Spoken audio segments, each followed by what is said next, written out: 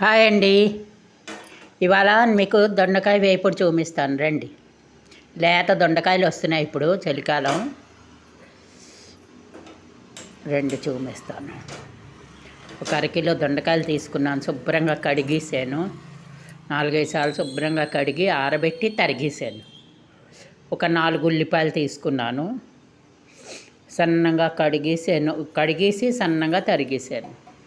ఇగో దీంట్లో ఎక్కువ ఏం నూనె పట్టదు. ఇగో నూనె శుభ్రంగా నూనె చుట్టూ తిక్కియాలి, ఎందుకంటే అంటుకోదు.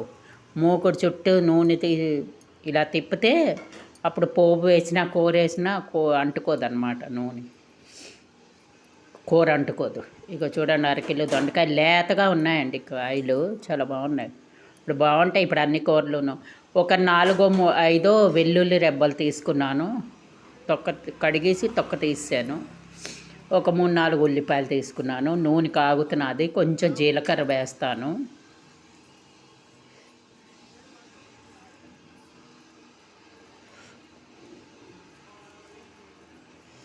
జీలకర్ర చిట్టుపెట్టలాడుతూ ఉంటే ఒక 4-5 ఏమో ఎండు మిరపకాయలు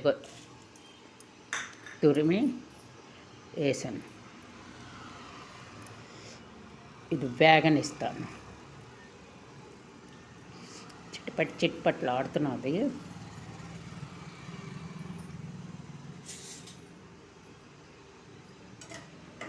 ఇది బాగా కొంచెం వేగనిస్తాను.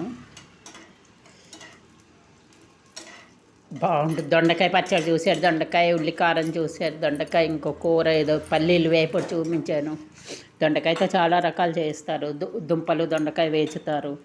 ఈసారి ఇలా దొండకాయ చేద్దామని చేశాను. ముందు చేశాను ఇలాగా. బాగుంటుంది కూర. తింటుంటే ఉల్లికారం టేస్ట్ వస్తూ ఉంటుంది. చూడండి, ఇప్పుడు ఏ కూరలైనా లేతగా ఉన్నాయి. ఇంత వేడి అన్నాడు, ఇంత దొండకాయ కూర వేపుడు తినేద్దామని. ఇది అన్నంలోకి, రొట్టెల్లోకి, రెండిట్లోకి పనికొస్తుంది. టేస్టీ దొండకాయ కూర. అందరూ సబ్స్క్రైబ్ చేయడం మర్చిపోతున్నారు. లైక్ చేయండి, సబ్స్క్రైబ్ చేయండి, తప్పకుండా చేయండి లైక్ సబ్స్క్రైబ్. ఇగో ఇది వేగుతున్నది. ఇప్పుడు ఇందులో వెల్లుల్లి ఉల్లిపాయ వేసి వేచాలి. ఇందులో వెల్లుల్లి వేద్దాం, ఒక 4-5 రబ్బలు. కొంచెం వేచుదాం, తర్వాత ఉల్లిపాయ వేద్దాం. పెద్ద సైజు ఉల్లిపాయలు ఒక 3 తీసుకున్నాను నేను. సన్నగా శుభ్రం ఉల్లిపాయ కడిగేసి తొక్క తీసి సన్నంగా తరిగేసాను. అది వేగాక దొండకాయ వేసాను. సడన్గా కరెంట్ పోయింది, అందుకు ఇంకా చీకటి ఉంటుందని మాడుతుందని దొండకాయ వేసాను. ఉల్లిపాయ వేగాక ఇప్పుడు దీనికి మూత పెట్టేద్దాం. లేత దొండకాయలు కదా, తొందరగా మగ్గుతుంది. ఉప్పు పసుపు ఏమి వేయొద్దు, కొంచెం వేగనిద్దాం. వేగాక చూపిస్తాను మీకు. రండి చూద్దాం ఎంతవరకు వేగిందో. ఇది చూడండి, మగ్గింది. చూస్తేనే తెలుస్తున్నది.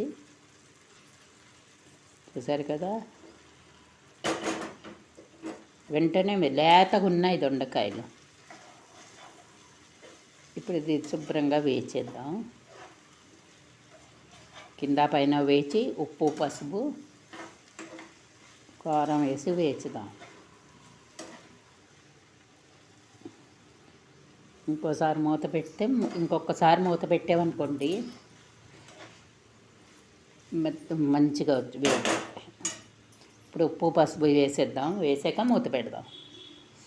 దీంట్లో సరిపడా ఉప్పు. వేపుడులో ఎప్పుడైనా కొంచెం తక్కువ వేయాలి, సరిపోతే మళ్ళీ లాస్ట్లో వేయచ్చు. ఎక్కువ అయితే తినలేం. ఇప్పుడు కొంచెం పసుపు,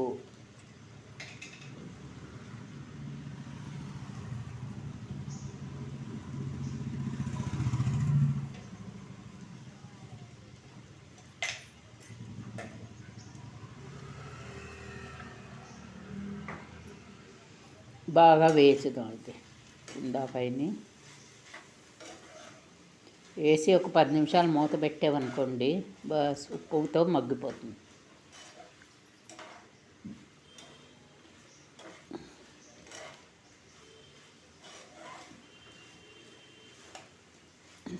చూసారు కదా,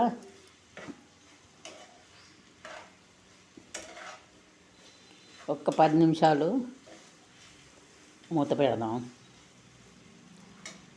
కొంచెం చిల్లీ ప్లస్ కారం కూడా వేద్దాం. కారం అయిపోయింది, మళ్ళీ పోయాలి. సీసాలో ఉన్న కారం వేసేస్తాను.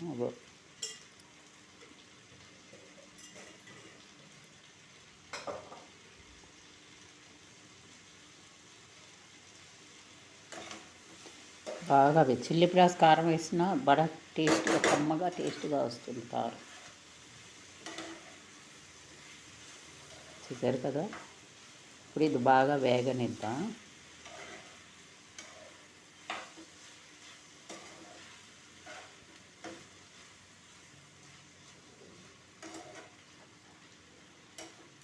ఒక్క 10 నిమిషాలు మూత పెడదాం. ఇంకో 10 నిమిషాలు మూత పెడితే మంచిగా మగ్గుతుంది. ఉప్పు కారం అవన్నీ పడ్డాయి కదా, మగ్గుతుంది. చూపిస్తాను ఉండండి. చూసారు కదా, ఇగో చూడండి వేగింది. అరకిలో దొండకాయలు చూసారు కదా ఎంత అయిందో వేగి.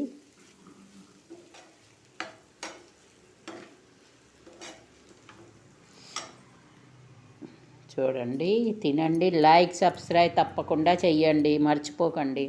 సబ్స్క్రైబ్ చేయటం లేదు, లైక్ చేయటం లేదు అందరూ. కొంచెం అన్నంలో, వేడి అన్నంలో రొట్టెలు చెయ్యాలి. పిండి కలిపేసి ఉంచాను. కొంచెం వేడన్న వండాను.